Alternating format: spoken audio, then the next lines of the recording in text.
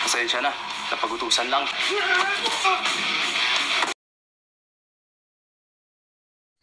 Nang paalis na si Tomas ay pinaalalahanan ni Max na mag-iingat ito, kaya paberong sinabihan ng binata na hindi nila kailangang mag-alala dahil kung puno ng pera yung bag niya ay hindi siya nagkakasakit.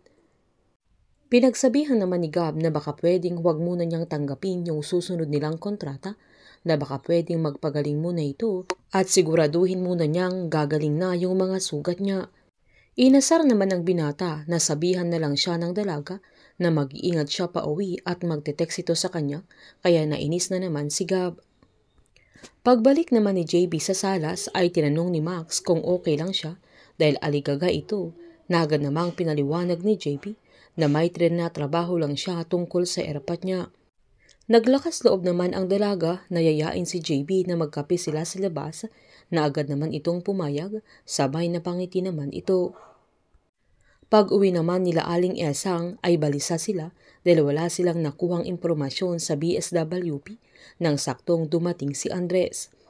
Kinento ni Aling Esang na pinuntahan nila si Christy na napakagulong kausap dahil parang pinapaikot-ikot lang sila pero walang naibigay na anumang detalye tungkol sa kamatayan ni June dahil kailangan pa nila ng clearance, kaya nagulat ang binata na agad namang pinaliwanag ng pinsan niya na malakas ang kutob nila na nagsisinungaling si Christy, lalo't hindi malang siya makatitig sa mata ni Aling Esang na binilin pang bumalik na lang sila, na pinapalabas na parang ginagawa nila yung trabaho nila na kahit hindi nila ito ginagawa at nag-aaksayang sila ng oras at wala silang pakialam sa kung anong nararamdaman ng ibang tao.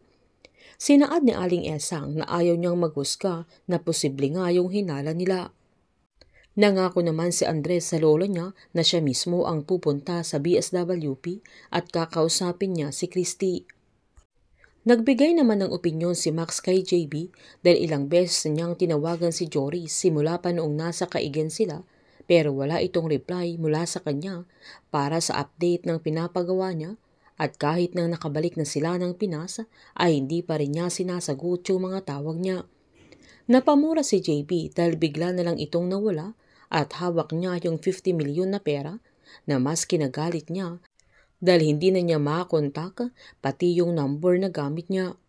Pinagsabihan ni Max na ayaw niyang pangunahan si JB at ayaw niyang magsabi ng masama tungkol kay Joris, pero masama ang kutob niya na wala na siyang balak ayusin yung case ng tatay niya at sa tingin niya ay tinakbo na niya yung 50 milyon, kaya sinabihan ni JB na puntahan na lang niya. Sabay tumayo ito na agad namang sinabihan ni Max na sasama ito sa kanya. Pagdating nila sa bahay ni Joris ay may malaking tarpaulin sa gate na nakalagay ay for sale na ang bahay, kaya sumilip ito pero wala ng tao sa loob. Tinanong ni Max kung sigurado siyang doon ang bahay niya, na agad namang sinabihan ni JB na doon niya huling sinundo nang huli silang magkita, kaya agad sinaad ni Max na mukhang hindi na ito magpapahanap sa kanya. Nanindigan si JB na hahanapin niya si Joris kahit saan pa ito magtago, na agad tinanong ng dalaga na paano kung nakaalis na ng bansa, kaya kailangan nilang matrace yung mga CCTV sa city para matrace nila kung saan ito pumunta. Kaya sinaad ni JB na kung hindi pa nakakaalis ng bansa si Joris ay kailangan siyang mabigyan ng departure order. Nagkakamabutihan na ang dalawa at unti-unti nang nahuhulog ang loob nila para sa isa't isa.